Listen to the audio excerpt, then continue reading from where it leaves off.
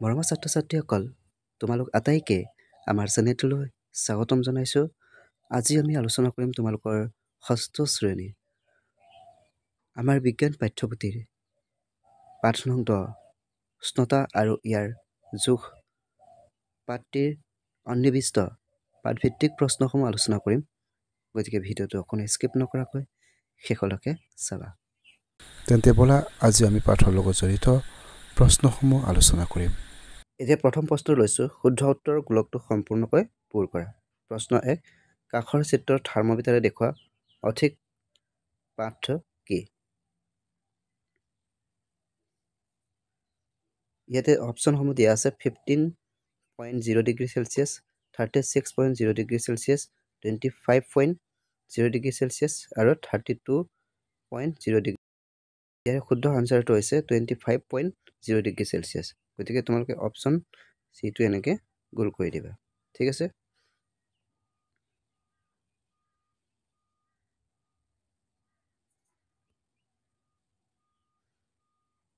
দুই নম্বৰ প্ৰশ্নটো লৈছোঁ, ক্লিনিকেল থাৰ্মোমিটাৰৰ পৰিসৰ কিমান? ক্লিনিকেল থাৰ্মোমিটাৰৰ পৰিসৰ ইয়াতে অপশ্যনসমূহ দিয়া আছে 35 degree Celsius two 42 degree Celsius. গতিকে সেইটোৱে হ'ব শুদ্ধ আনচাৰ। ঠিক আছে। গতিকে অপশ্যন এইটো তোমালোকে সম্পূৰ্ণকৈ এনেকৈ গোল কৰি দিবা।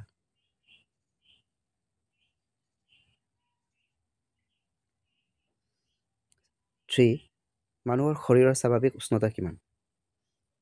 অপশ্যনসমূহ দিয়া আছে 98.6 degree Celsius, 34.0 degree Celsius, 37.0 degree Celsius আৰু 37.0 ডিগ্ৰী এফ।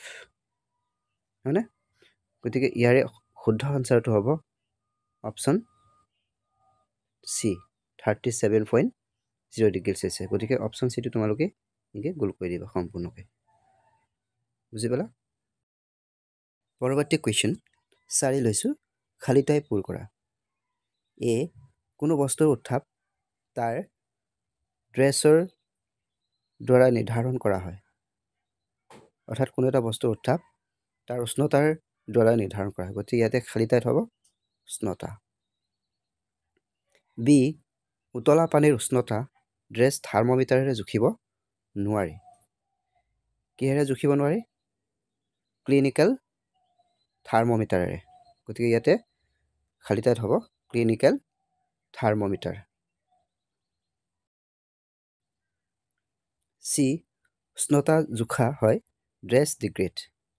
উষ্ণতা জোখা হয় চেলচিয়াছত। হয়নে? গতিকে ইয়াতে খালী ঠাইত হ'ব চেলচিয়াছ। পৰৱৰ্তী প্ৰশ্ন 6, পৰীক্ষাগাৰৰ থাৰ্মোমিটাৰ আৰু ক্লিনিকেল থাৰ্মোমিটাৰৰ মাজত থকা সাদৃশ্য আৰু বৈসাদৃশ্য উল্লেখ কৰা। অৰ্থাৎ পৰীক্ষাগাৰৰ থাৰ্মোমিটাৰ আৰু ক্লিনিকেল থাৰ্মোমিটাৰৰ মাজত থকা মিল বা পাৰ্থক্য লিখিব লাগে।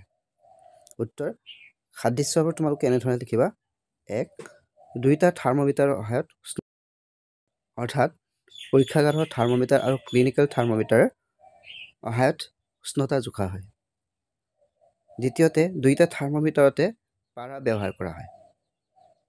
তৃতীয়তে, দুয়োটা থাৰ্মোমিটাৰতে কাঁচৰ নলী থাকে।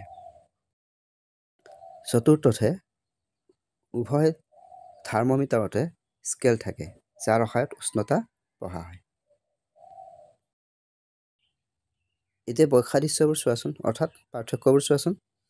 পৰীক্ষাগাৰৰ থাৰ্মোমিটাৰ আৰু ক্লিনিকেল থাৰ্মোমিটাৰ।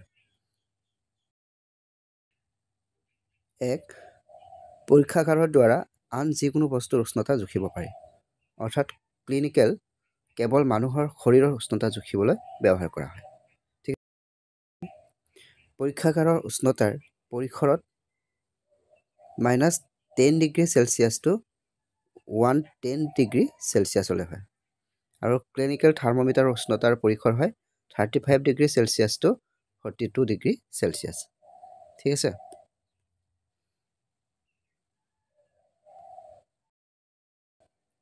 পৰীক্ষাগাৰ থাৰ্মোমিটাৰৰ আকাৰ ডাঙৰ আৰু ক্লিনিকেল থাৰ্মোমিটাৰৰ আকাৰ সৰু হয়। 4 নম্বৰত, পৰীক্ষাগাৰ থাৰ্মোমিটাৰৰ বাল্বৰ ওচৰত কোনো ভাঁজ নাথাকে আৰু ক্লিনিকেল থাৰ্মোমিটাৰৰ বাল্বৰ ওচৰত এটা ভাঁজ থাকে, এইটো ভাঁজ হ'ব লাগিছিলে, ভাঁজ থাকে। ঠিক আছে। পৰৱৰ্তী কুৱেশ্যন 7, আমি কিয় পৰীক্ষাগাৰৰ থাৰ্মোমিটাৰ ব্যৱহাৰ কৰি আমাৰ শৰীৰৰ উষ্ণতা জুখিব নোৱাৰোঁ?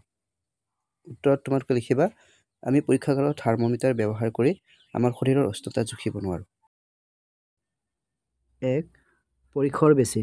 পৰীক্ষাগাৰৰ থাৰ্মোমিটাৰৰ উষ্ণতাৰ পৰিসৰ -10 ডিগ্ৰী চেলছিয়াছৰ পৰা 110 ডিগ্ৰী চেলছিয়াছলৈ হয়, যি মানুহৰ শৰীৰৰ বাবে স্বাভাৱিক উষ্ণতা 37 ডিগ্ৰী চেলছিয়াছৰ তুলনাত বহুগুণে। সেয়ে শৰীৰৰ সৰু পৰিৱৰ্তন সূক্ষ্মভাৱে ধৰা পেলাব নোৱাৰে। দ্বিতীয়তে, ভাঁজ নাথাকে। সেই থাৰ্মোমিটাৰত বাল্বৰ ওচৰত ভাঁজ নথকাৰ বাবে থাৰ্মোমিটাৰ তুলি লওঁতে পাৰা নামি যায়, যাৰ ফলত পাঠ ভালকৈ পঢ়িব নোৱাৰি। তৃতীয়তে,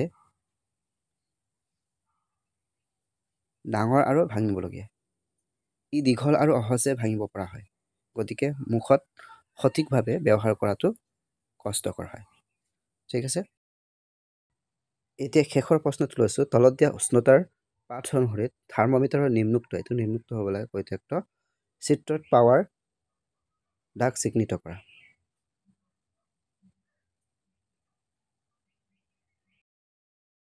তোমালোকে এই চিত্ৰটো দেখিছেনে? এই চিত্ৰটোত তোমালোকে ইয়াতে যিটো ফিগাৰ দি আছে, এই ফিগাৰলৈকে তোমালোকে দাগ চিন দিব লাগে। ইয়াতে প্ৰথমটো দিয়া আছে 14 ডিগ্ৰী চেলছিয়াছ। ইয়াতে চোৱা, ইয়াতে কিমান আছে? ইয়াত 10লৈকে আছে, হয়নে? 10ৰ পিছত ইয়াতে দুঘৰ 10,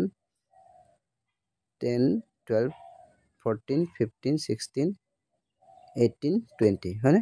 গতিকে ইয়াতে দুঘৰকৈ দিয়া আছে, তেতিয়া কি হ'ব? 10, 12, 14, তেতিয়া এইখিনিলৈকে আহিব, হয়নে? এইখিনিলৈকে এনেকৈ টানি দিব লাগে। বুজি পাইছে? নেক্সটটো দি আছে 17, ইয়াতে 10লৈকে আছে, কি হ'ব?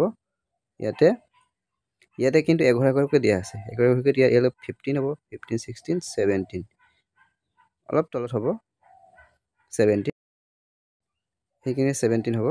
এই 17 কি হ'ব? 17লৈকে আঁচ এটা টানিব, 70 ডিগ্ৰী চেলছিয়াছলৈকে এনেকৈ আঁচ এটা টানিব। বুজি পালা? চিধাকৈ।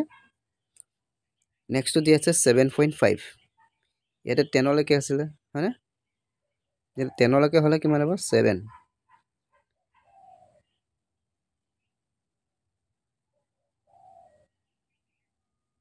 5, এইটো 5 হয়, 5ৰ এইফালে কিমান হ'ব? তোমাৰ ইয়াতো 1 ঘৰকৈ দিয়া আছে, 1, 7.5, এইখিনিলৈকে হ'ব, হয়নে? এইখিনিলৈকে এনেকৈ টানি দিব লাগে। বুজি পাইছে? মৰমৰ ছাত্ৰ ছাত্ৰীসকল, আজি আলোচনা কৰা পাঠৰ প্ৰশ্নসমূহ ইমানেই। পৰৱৰ্তী ভিডিঅ'সমূহত পুনৰ লগ পাম। ভিডিঅ'টো যদি তোমালোকৰ অকণমান অলপ উপকৃত হৈছে বুলি ভাবা, ভিডিঅ'টো লাইক কৰিবা, শ্বেয়াৰ কৰিবা। ভিডিঅ'টো সম্পূৰ্ণকৈ চোৱাৰ বাবে তোমালোক আটাইলৈ বহুত বহুত ধন্যবাদ।